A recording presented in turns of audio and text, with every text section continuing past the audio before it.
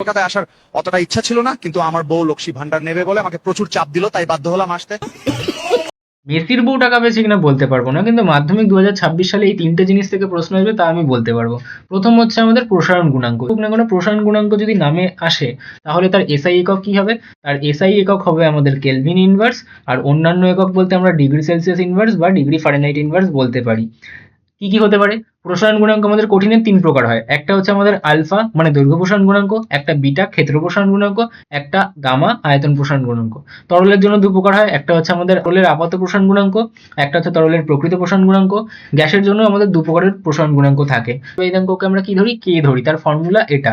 এবারে এই ফর্মুলায় যদি আমি এই কে এর একক বার করতে চাই তাহলে এদের একক বসাতে হবে। তাহলে কিউ মানে কি আমাদের তাপ, তাপ কি এক প্রকার শক্তি, তাহলে তার একক কি হবে? জুল। ডি মানে কি বেদ মানে কতটা মোটা, তাহলে কি হবে? মিটার। এ মানে কি ক্ষেত্রফল, ক্ষেত্রফলের একক কি হয়? Meter square. Theta one minus theta two মানে কি? তাপমাত্রা বা উষ্ণতার পার্থক্য, তার মানে কি হবে? Kelvin.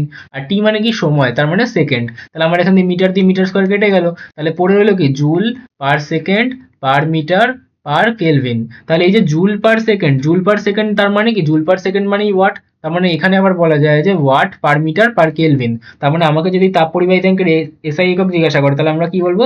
Joule per second per metre per kelvin অথবা watt per metre per kelvin. Last একটা পড়ে রইলো, সেটা করলেই আমাদের মাধ্যমিক 2026-এর প্রশ্নের মধ্যে থেকে আসবে কি? তাপীয় রোধ। R H is equal to D by A K হয়। ডি মানে কি? ডি মানে হচ্ছে আমাদের বেধ, তার মানে মিটার। এ মানে কি? প্রস্থচ্ছেদের ক্ষেত্রফল, তাহলে মিটার স্কোয়ার। আর কে মানে কি? আমরা এক্ষুনি বললাম তাপের পরিবাহিতাঙ্ক। একক কি এসেছিল? Watt per metre per kelvin. তাহলে এখান থেকে মিটার দিয়ে মিটার স্কোয়ার কাটলে একটা মিটার পড়ে রইলো, আবার ওই মিটারটা মিটার ইনভার্সের সাথে কাটাকাটি হয়ে গেল, তাহলে কি রইলো? One by watt kelvin inverse. এবার ওয়ান বাই ওয়াট মানে কি? Watt minus one. আর ওয়ান বাই কেলভিন ইনভার্স মানে কি? কেলভিন। তাহলে তার এসআই একক কি হবে?